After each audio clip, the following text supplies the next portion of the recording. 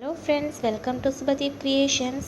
இன்றைக்கி நம்ம என்ன பார்க்க போகிறோன்னா, எப்போவும் இட்லிக்கு சட்னி சாம்பார்னு சாப்பிட்டு அழுத்து போச்சுல, ஒரு டைம் இந்த மாதிரி ட்ரை பண்ணி பார்க்கலாம் வாங்க.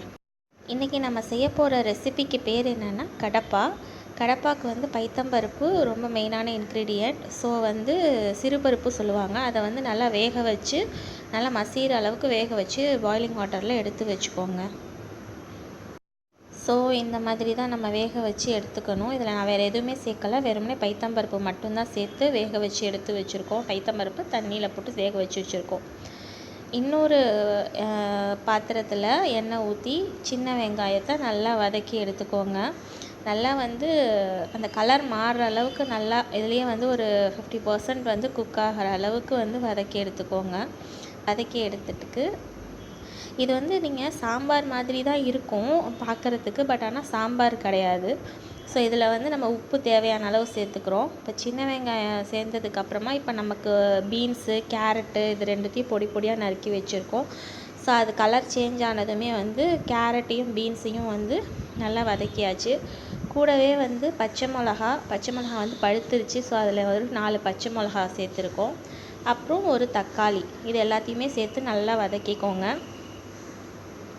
இதுக்கு வந்து நம்ம சாம்பார் பொடியோ இல்லை வந்து குழம்பு மிளகாத்தூளோ எதுவுமே சேர்க்க போகிறது கிடையாது. ஸோ இது வந்து கொஞ்சம் டிஃப்ரெண்ட்டு தான். ஆனால் சாம்பாருக்கு வர ப்ராசஸ் கொஞ்சம் வரும், இட்லி சாம்பாருக்கு வர்றது. ஸோ நெக்ஸ்ட்டு வந்து இதை நல்லா நெக்ஸ்ட்டு பாயில் பண்ணி வச்சுருக்கோம் இல்லையா, அந்த இதில் வந்து சேர்த்து நல்லா வந்து கொதிக்க விடுங்க. பைத்தம்பருப்போடு சேர்த்து நல்லா கொதிக்க விடுங்க. பார்க்குங்க எவ்வளோ கலர்ஃபுல்லாக இருக்குன்னு. இதில் வந்து உங்களுக்கு தேவையான காய்கறிகள் போட்டுக்கலாம். இது கூட உருளைக்கிழங்கு போட்டிங்கன்னா சூப்பராக இருக்கும். கத்திரிக்காய் அது கூட போடலாம்.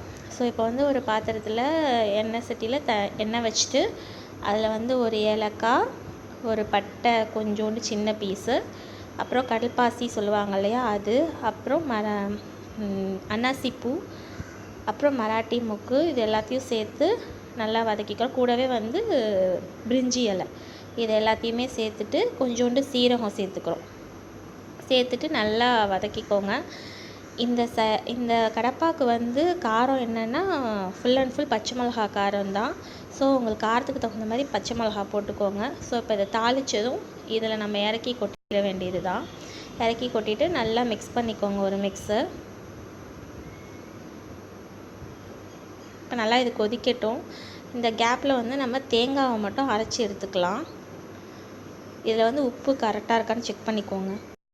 இதில் வந்து வெறுமனே தேங்காவை வந்து அரைச்சி ஊற்றிருக்கேன். ஒரு 4-5 பல் தேங்காவை வந்து கீறி போட்டு அதை அரைச்சி ஊற்றிருக்கோம். நெக்ஸ்ட் வந்து ஒரு 4-5 பல்ல பூண்டை தட்டி போட்டுட்டு கடைசியாக கொத்தமல்லி தூவி இறக்கிட்டோன்னா நம்மளோட கடப்பா சூப்பராக ரெடி ஆகிடுச்சு. இதை வந்து நீங்கள் இட்லி கூட சாப்பிட்டு பாருங்களேன், செம்ம சூப்பராக இருக்கும். சைட் டிஷ்ஷு அவ்வளோ சாம்பார்லாம் தோற்று போயிடும். நீங்களும் உங்கள் வீட்டில் ட்ரை பண்ணி பாருங்கள், சூப்பராக இருக்கும். இந்த கடப்பா ரெசிபியை உங்கள் வீட்லேயும் நீங்கள் செஞ்சு பாருங்கள். இந்த வீடியோ எப்படி இருந்ததுன்னு சொல்லி கமெண்ட் பண்ணுங்கள். மறக்காமல் சப்ஸ்கிரைப் பண்ணிவிடுங்க. நோட்டிஃபிகேஷன் பெல்லையும் கிளிக் பண்ணிவிடுங்க. பாய்.